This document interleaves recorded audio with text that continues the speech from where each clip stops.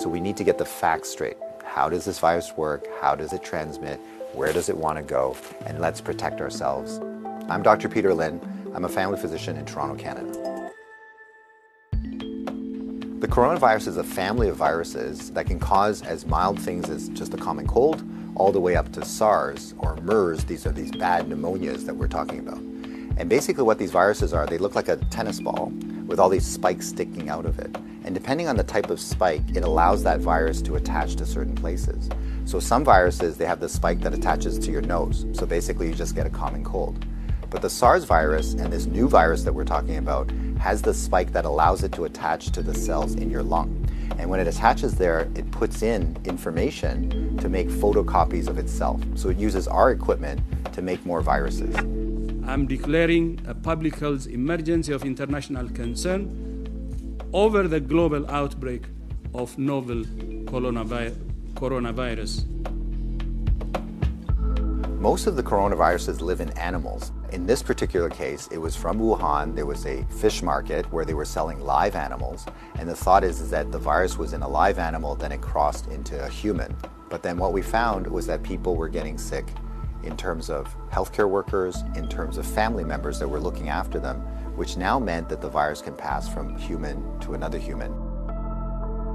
Just like all viruses, it needs to reach a target, which is your lung. And it has to get there with your help. It has no feet and no wings. So therefore it needs us to move it there. So that's why we keep saying, don't hang around sneezy people because you're gonna breathe it in. And don't touch your face because that's how the virus is gonna get in. The masks are helpful, but they're not necessary because they're leaky. The ones that you and I buy basically have pockets here, so therefore the virus can get in. What the masks really do is they stop us from touching our face. If you're sick, we tend to mask you, so therefore you're not spewing out the viruses to other people sitting around you. The true people that have the real masks are the N95. Those are sealed. These are for the doctors that may be caring for the patients. So in the beginning, the coronavirus will cause kind of like flu-like symptoms or a cold. So people just get the stuffy nose, that kind of thing. But you'll understand that as soon as that virus starts manufacturing in your lung cells, they're producing all these copies of the virus, all of a sudden now you kill the lung cells. So now you can't exchange oxygen. And that's why one of the early symptoms is people get very short of breath and they tend to have a difficult time breathing, and that's why they end up in hospital. So currently, unfortunately, we don't have a direct treatment for the coronavirus. So we don't have a medication that can kill it off. And so it's really supportive. So in other words, the patient can't breathe, we give them oxygen, help them to breathe. They can't drink, so therefore we give them fluids to support them. Their kidneys begin to shut down, we help them with all those things. So it's a very supportive process. This is a new virus that we've never seen before. So our immune system, our army, are having a hard time figuring out what to do. So usually what we have to do is we make something called antibodies.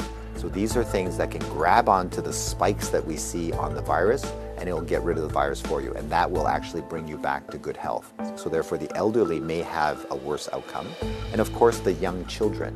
So the babies, their immune system is not so good either, so they may not make those antibodies as well. So just remember, your hands may be with virus. Virus cannot hurt you because it can't get through the skin, but the moment I do this, now I've brought the virus right to where it wants to go. So let's remember not to touch our hands to our face. So let's say you think that you might have been on a plane or you might have bumped into somebody that has it. What should you do? So the first thing is to contact a healthcare worker to tell them that potentially you have it. If you're feeling symptoms and you're going to go into a facility, call ahead. Okay, so whether you're calling the paramedics or whether you're calling the hospital or your doctor, just mention that you were on a flight. If you don't have any symptoms, then what we do is a little bit of a self-quarantine. In other words, we can just keep you away from other people, and so you don't go into parties, don't go with your friends, don't go into public transportation. So we can contain it very easily by making sure that you do a self-confinement, so to speak.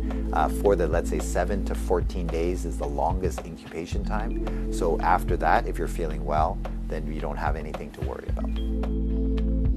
If we get the facts right, then we don't have to be overly worried, but we do the right things so that we don't get the virus ourselves and that we don't pass it on to others. And if we look after each other in this way, this virus will have nowhere to go. It needs us to move it, it needs us to make copies for it, and if we don't help it, then the virus will stop.